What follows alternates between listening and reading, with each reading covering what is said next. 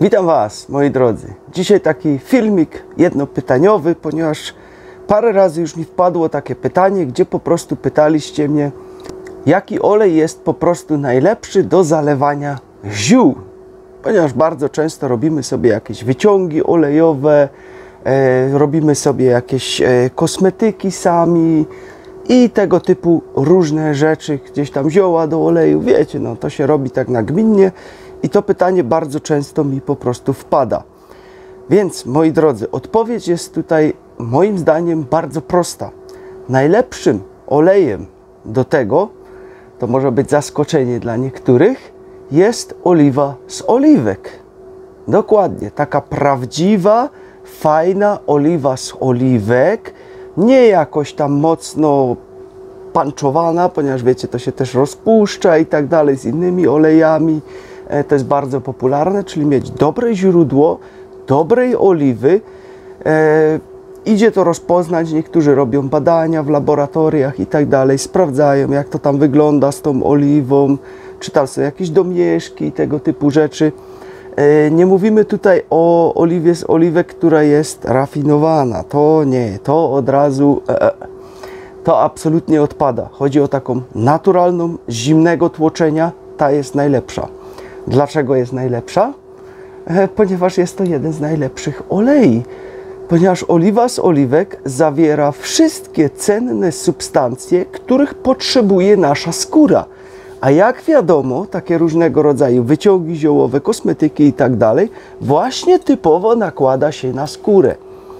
I kiedyś to było bardzo popularne, że było właśnie dużo rzeczy robione na oliwie z oliwek. Może u nas troszeczkę tego mniej było, ponieważ no, u nas oliwki nie rosną, ale w krajach, gdzie one były dostępne, właśnie bardzo dużo robiło się na oliwie z oliwek i efekty były niesamowite.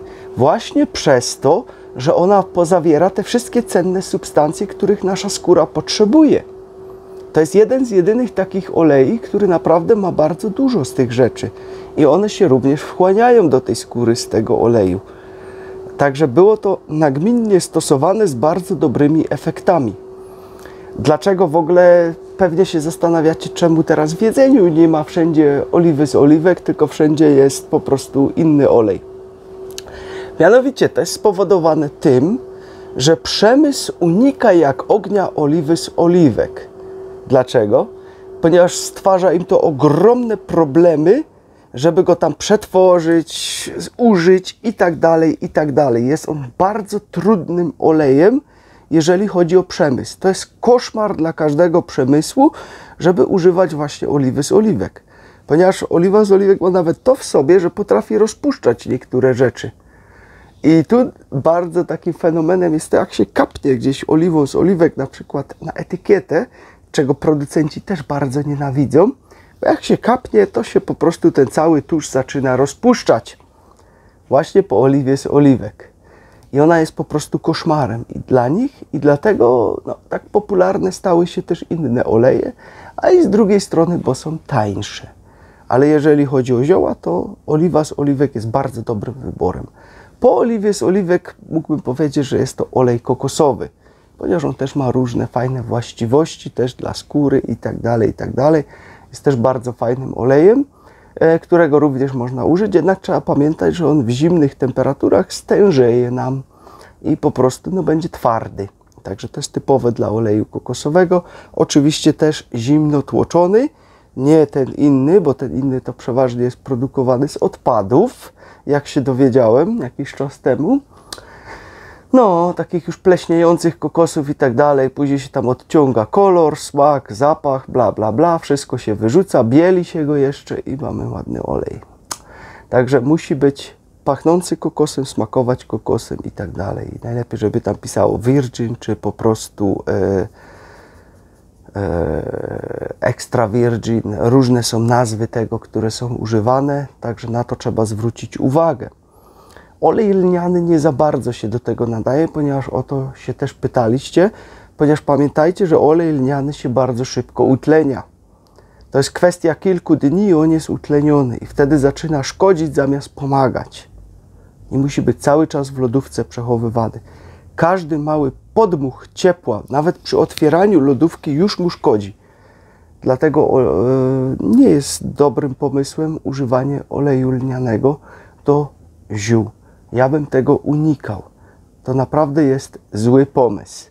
No i tak z olei, no to by było tyle pomału. Z takich dobrych. Jeszcze jest jeden taki, na K się zaczyna. Też taki, których nazwy wolę nie mówić, jak to zawsze bywa. Ten olej też jest fajny, bo ma proporcje omega-3, 6 i 9, takie idealnie rozłożone i jest dość stabilny, też długo da się go przechowywać, więc byłaby to też alternatywa. Jednak ja bym się skłaniał do oliwy z oliwek. Z mojej wiedzy, z mojego doświadczenia, chyba jeden z najlepszych olei, jeżeli chodzi o te wyciągi. Również do spożywania bardzo dobry, gdzieś do sałatek do dodawania. Ja go już od lat używam i wcale nie mało, bo czasem naprawdę dużo potrafię go zużyć i mam się świetnie na tym oleju.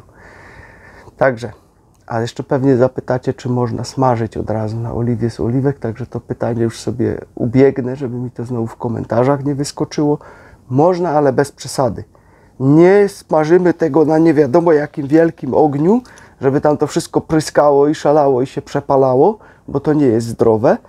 Normalnie, delikatnie można smażyć na oliwie z oliwek, ponieważ ona jest 50/50 podzielona mniej więcej z tymi utleniającymi się kwasami nasyconymi i nienasyconymi. I tutaj to po prostu można tego używać do smażenia. To jest 50/50. Tylko tak jak mówię, niewysokie temperatury, delikatnie smażyć. Nie musimy odkręcić przecież tego ognia na maks i na tym smażyć, że wszystko pryska, tylko to spokojnie też się usmaży. Tylko trzeba troszkę więcej czasu, ale będzie to zdrowsze i lepsze.